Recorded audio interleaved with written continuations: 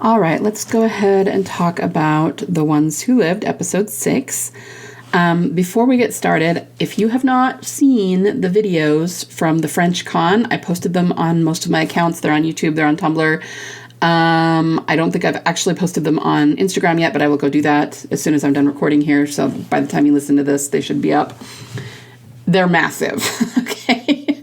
Emily and Seth are dropping hints left, right, and center, and it's ridiculously obvious. So I will say that when I first got up early and watched the episode, I was a little bit disappointed, not only because we didn't see Beth, but it wasn't even so much that. Like, you know, it was 50-50. Either we were going to see her or we weren't, and it wasn't like all my hopes were riding on that. But it was more that there didn't seem to be a whole lot of really obvious TD stuff in it, so I was just a little bit disappointed in terms of having stuff to analyze and talk about. But then I actually went back to bed and got some more sleep, and when I watched it for a second time to get screenshots, I actually caught a lot more stuff. So I actually do have some things to talk about in terms of the episode. It was a lovely episode for Rick and Michonne and their kids, and I really did enjoy it. I just, on first glance, I wasn't seeing as much stuff that pointed to TD stuff. But while I was writing up kind of my notes after the second time around and stuff that I did find, that's when those videos got sent to me, and they freaking made my day, okay? Like, everything that was in the episode feels like really small potatoes comparatively. So if we can just talk about the videos for just a minute. They talk about Beth becoming a leader. They talk about, her being alive, being found to be alive. They talk about her returning with the cure. I mean, guys, this is all stuff we've talked about for a long time, and it is absolutely, utterly irrelevant if she's dead. There's no reason for them to be talking about this kind of stuff. I know that some people will be a little freaked out because she does say several times that Beth is dead, and she does say that her and Daryl were friends, but you got to understand, especially that middle video where she says Beth and Daryl were friends and it wasn't a romance, that was constantly being said by the writers and the actors right after Coda, and I think the reason that they say that is because it never actually went canon in the show, right? They're just saying, well, it might have been going somewhere, but we never actually got there. So as they left things, it was just a friendship in that it hadn't really turned romantic yet. I mean, I would beg to differ based on the smoky look at each other over the romantic candlelight dinner, but it's also true that it didn't go canon. So I think that's why they say that. But just the fact that she's saying that now again, and we actually haven't heard that for a long time, it still is super suspicious to me and tells me that things are about to come back around. So they talk about that. They talk about bringing her back. They talk about her coming back with the cure. If Beth could somehow be found to be living. I mean, why would you even say that, right? Talk about bringing her character back. And then there was one more thing. Hold on. Oh, just the fact that Emily says the thing about it was okay that Beth died because that was a good thing and she didn't mind that she died, but now if she could come back, I mean, where do I even start with that? I mean, when Emily left and she was on The Talking Dead, she was like crying and saying it was so sad that Beth died and she didn't want to die. And, yeah, I get that it's been a few years and she's got some distance, but even so, that's quite an about face and quite a suspicious thing to be talking about. So if you haven't watched those videos, go watch them. But I do think that they are gifts for Team Delusional and that they are very, very heavily hinting that she's about to return. The other thing is just the fact that she's at the con. It doesn't really make sense for Emily to fly over to France just to attend a con. Like, there's no way that's the reason she's there. I think it's more like she's doing some kind of work over there, and because there happened to be a con, they said, okay, we'll book you into this con since you're going to be there anyway. And then, of course, it seems like an excuse for her to be in France. And, of course, that alone doesn't prove that she's working on the Daryl season 2 spinoff. She theoretically could be doing some other kind of work, a movie or something. But come on, what are the odds that they are filming Daryl Dixon season 2 in France and she just happens to be there and just happens to be going to a con and just happens to be there with Father Gabriel, Seth, who is the other serious character who's missing an eye. I mean, that's way, way too many coincidences for me. And then we have them talking about this stuff. I mean, it's ridiculously obvious, guys.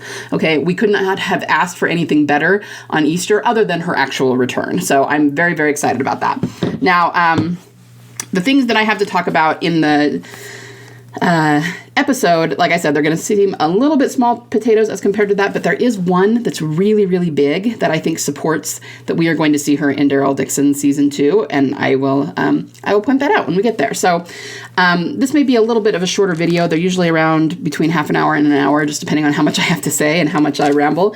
But like I said, there really was less here because there was so much action with Rick and Michonne. So most of what jumped out to me in terms of Team Delusional stuff were particular lines of dialogue that just struck me a certain way. So really quick, let's just go over what we do see with Rick and Michonne. They go back into the CRM.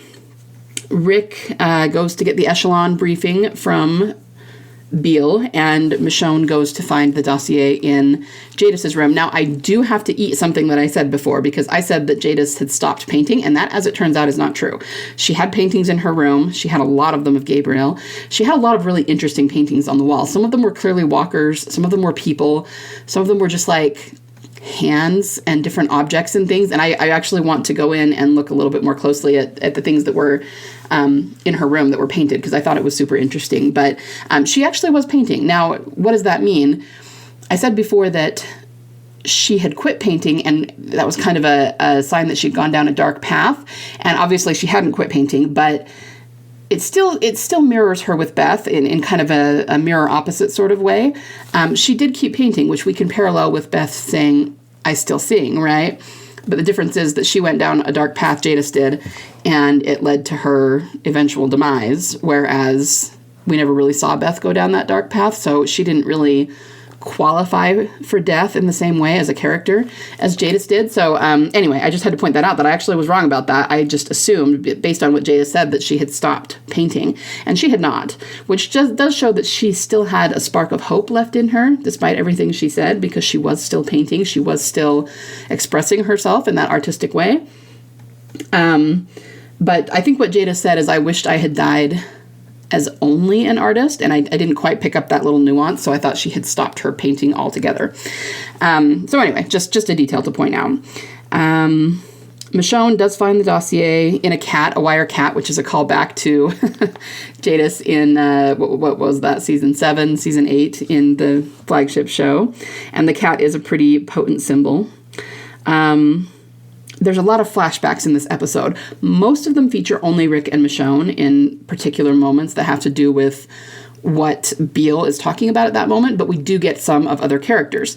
In the middle of the episode, we get people like Ezekiel, Daryl, Carol, Maggie, a few others.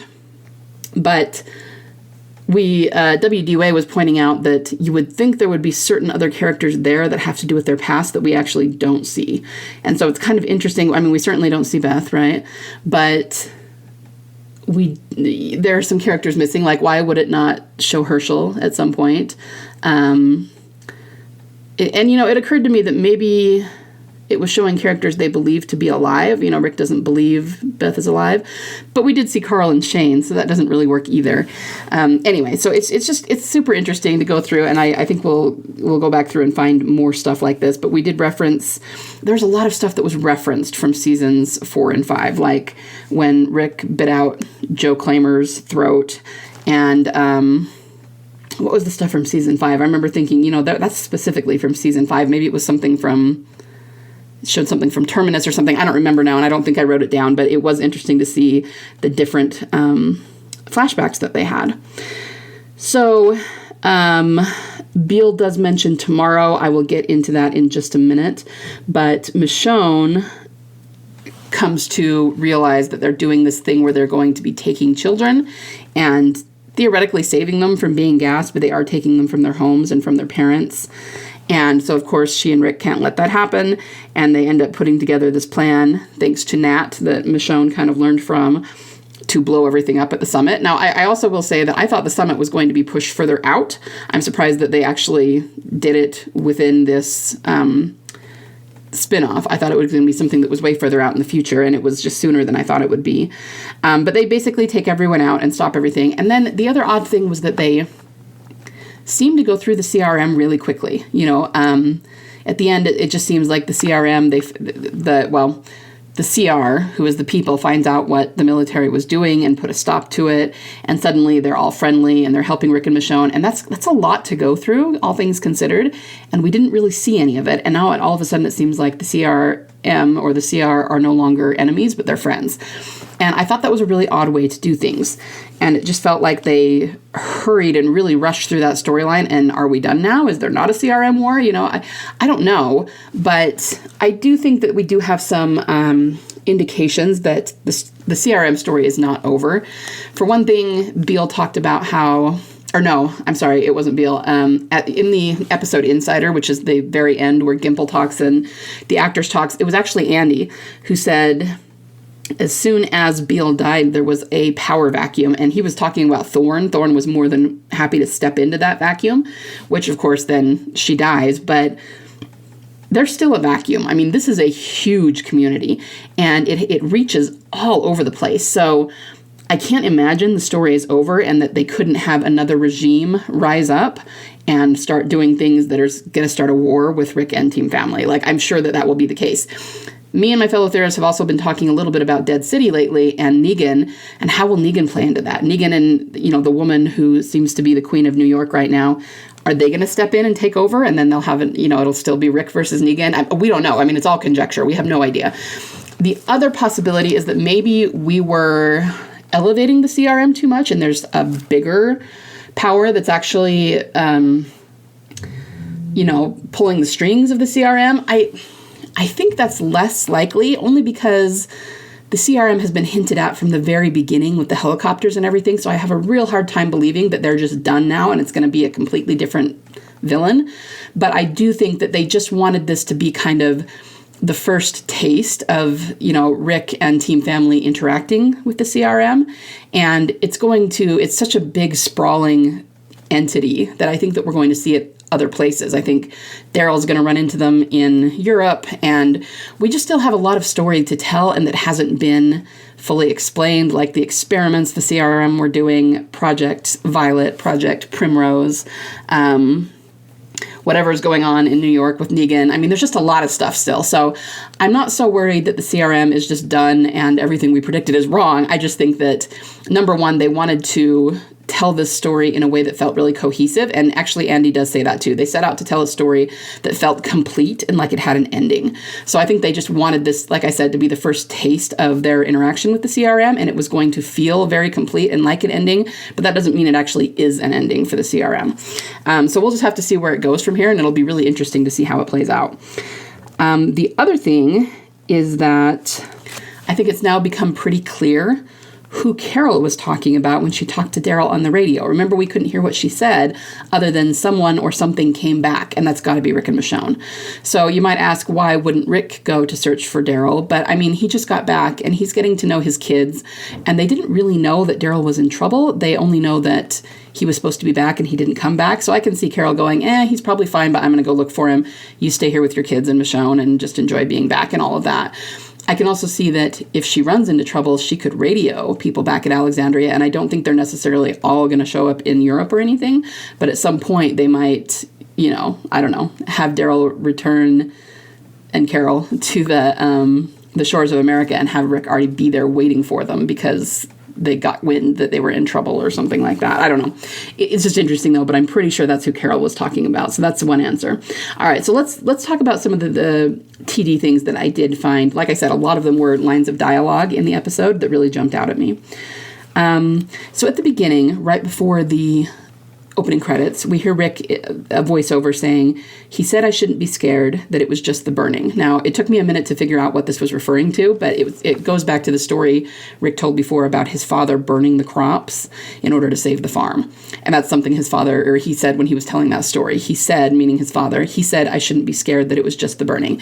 And this becomes a really big theme in this episode, and you can see that it's been a big theme throughout the whole spinoff, and honestly throughout the entire Walking Dead series. Beale talks about how they will burn things in order to bring things back, or that some things need to be burnt or broken down in order to save something bigger than them.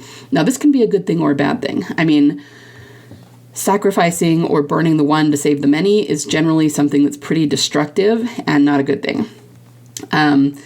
On the other hand, burning down one community or taking out something that's evil or dictatorial like Beale and what they're trying to do in order to save others, that would obviously be a good thing. So it just kind of depends on how you're looking at it.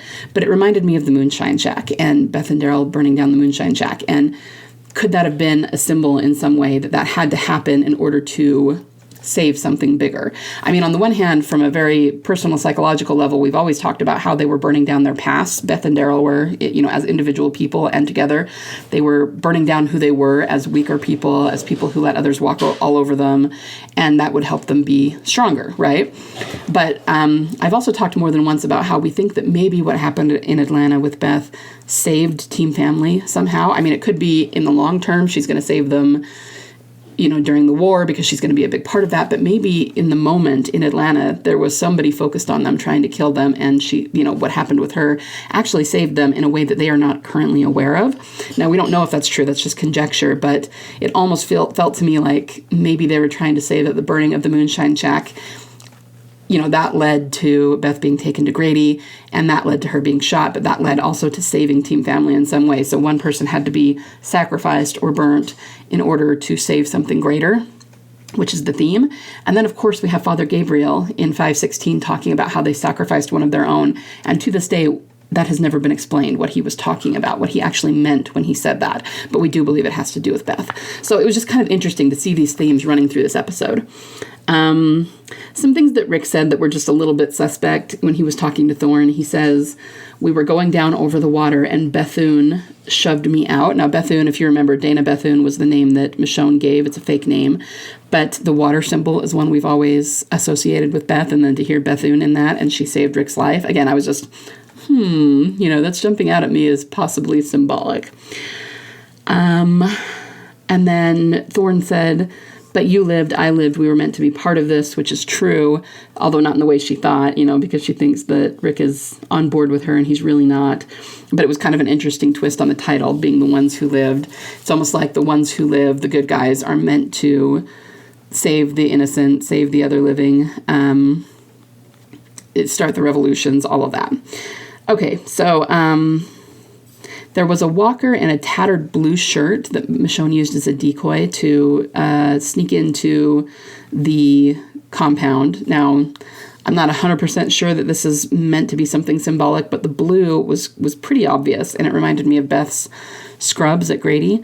So I was thinking, especially because it was a decoy, there might have been something there, but I don't know, 50-50. I'm not even 100% sure that's the case. Now, I did say that Beale talked about tomorrow. He said that this was a day completely focused on tomorrow. We have seen the tomorrow theme before. I first noticed it during All Out War, and I always believed it was pointing to the CRM war. Now, again, it seems like the CRM war might be over, but having him say this might show that we still have a war coming and there's still more story to tell. This, I don't know if this is going to mean much to everybody, but there was a part where Michonne picked up a pink bunny. It was a stuffed animal on the ground. Now, we have talked about the bunny symbol before. Back in Acheron, parts 1 and 2, which is when Maggie and Daryl and Negan and a bunch of them were all, traveling through the subway before they met up with the Reapers again. There was a pink bunny that Maggie picked up and looked at. And we really thought that had to do a lot with Beth because we have seen rabbits around her, especially in season 4. We saw rabbits in a picture. It was like a painting, one of the ones that Michonne and Carl were looking at in the house. And that actually felt like it was really heavily tied to Lizzie and Mika. And then remember that Lizzie killed the rabbits in the log, but then Beth and Daryl walked right past that during Inmates when they were tracking the footprints. And it's in the same shot with Beth, and you can't really get around that. Like, that's clearly something that's meant to apply to her. And so we've always done that. We've always applied it to her. But seeing it here, I mean, when they started talking about taking these children, there's definitely a missing children theme going on here. And we have always associated Beth with children and babies, right? So I immediately thought of her and thought, okay, if this is something they're doing, this is going to be an arc that she is involved in somehow. But it occurred to me that pink bunny, it actually represents missing children. So when Maggie picked up that pink bunny in Acheron, that was probably a foreshadow of Herschel going missing, which was a foreshadow of Dead City. We didn't realize that at the time, but that would make sense, that it's a foreshadow of missing children, right? And so then we have this here with Michonne, and then even the one in season 4 with Lizzie and Mika, that makes sense.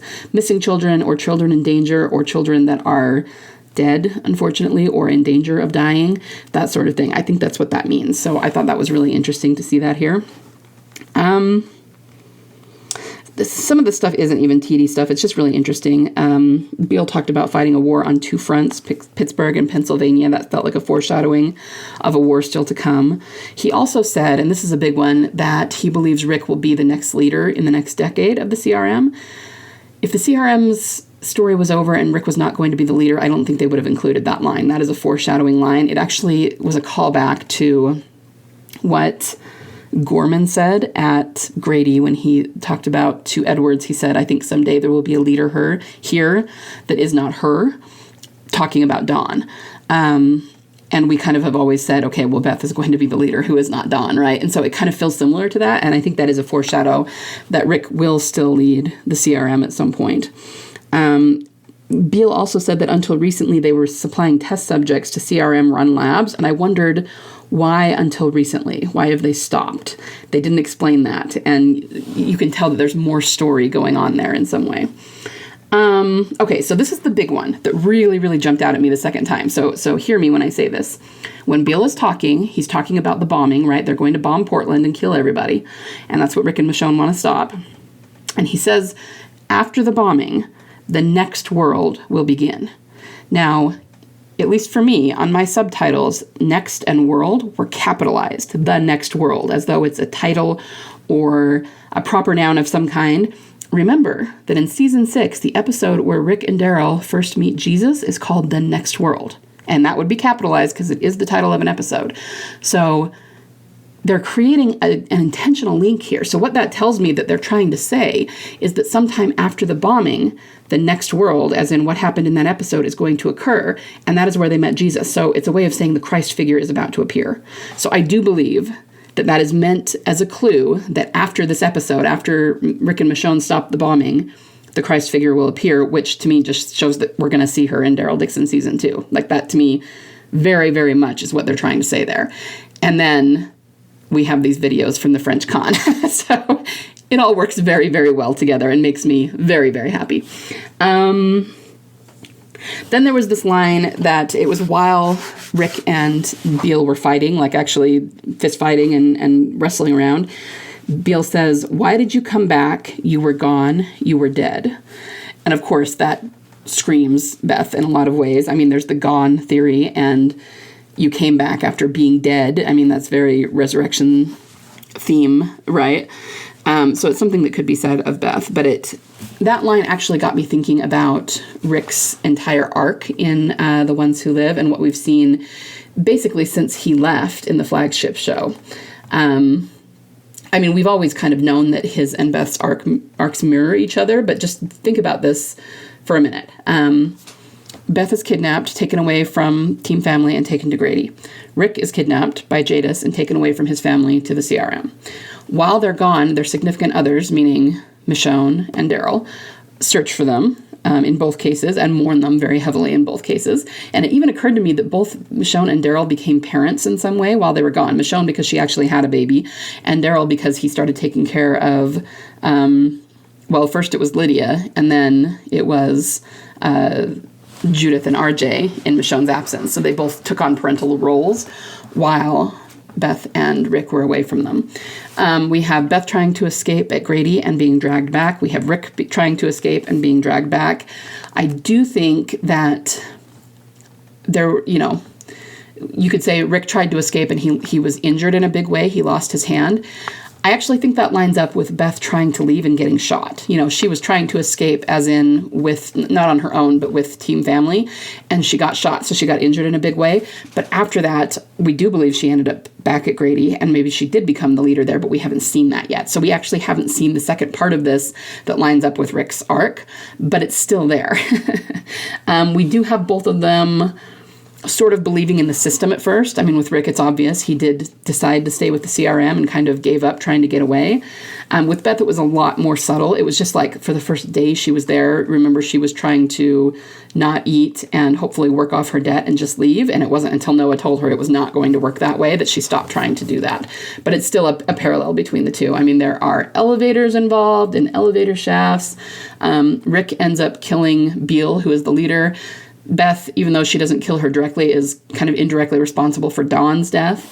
And it could be that you could, I think people have mentioned this before, but the fact that Okafor was sort of Rick's superior and died earlier on could be paralleled with Captain Hansen, who we heard about at Grady, who had been the leader and died early on. And so that could be a parallel, but I also think Okafor could be paralleled with Dawn herself if when Beth returns, there's a different leader that she ends up having to take out herself in the same way that Rick took out Beale. I mean, that could be a thing. So again, because we haven't seen it, it's hard to know exactly how the parallels line up, but they are there. And then, of course, we have that line, "Why did you come back? You were gone. You were dead." And in season 4, we have Daryl saying that Beth is just gone, not dead. Okay, so I think that's most of the big things for now. There are other little things that we could talk about. There's the service elevator. There's the green and blue tanks that they blow up that have the gas. I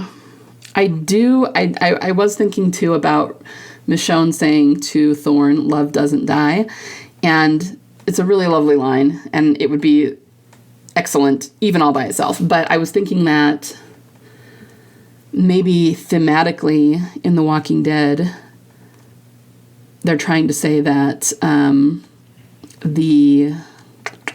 well, I guess that doesn't work across the board. I was going to say that maybe the soulmate characters, their love doesn't die, but actually we have seen soulmate characters die before, like Sasha and Abraham and Carl and Enid, and even Glenn, but even so, maybe it's a matter of they don't die, I don't know, before they go canon or something. I would love to read into that line for Beth and Daryl, let's just put it that way. And maybe I can't, at least not yet, but it was a really lovely line. Yeah, I think that is what I have for this episode. So like I said, it kind of pales in comparison to what Emily and Seth were saying at that con, but either way, I'm very excited. I do think that we're going to see her in Daryl Dixon season 2. And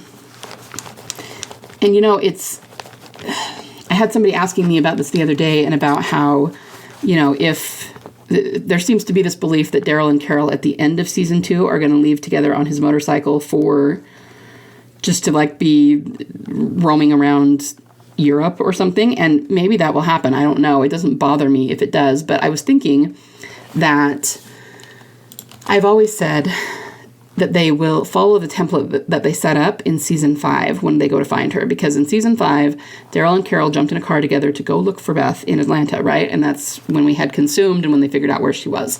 And I've always kind of said in terms of the spin-off series that I think they will be together when they find her. They will follow that template, but maybe in this case they won't know they're looking for her. They'll be together looking for something else and stumble upon her. But it just occurred to me that maybe that won't be the case. Maybe they will see her or hear her on the radio or, somehow figure out that she's alive. And so them jumping on his bike together will actually be them actively going to search for Beth exactly the same way as they did in season 5. I could really see that being the case. But either way, it's just conjecture. We don't know until we actually see Daryl Dixon season 2. As I record this, it's early in the day, and I know that there was going to be kind of a sneak peek of Daryl Dixon season 2, I think after the episode of The Ones Who Live air live, and so I have not seen that yet. And I will probably do some sort of analysis of it when I do see it. Other than that, I will try to get some asks answered for the week, and moving forward, I know that we're going to have a little bit of time before Daryl Dixon season 2, a couple of months, I think.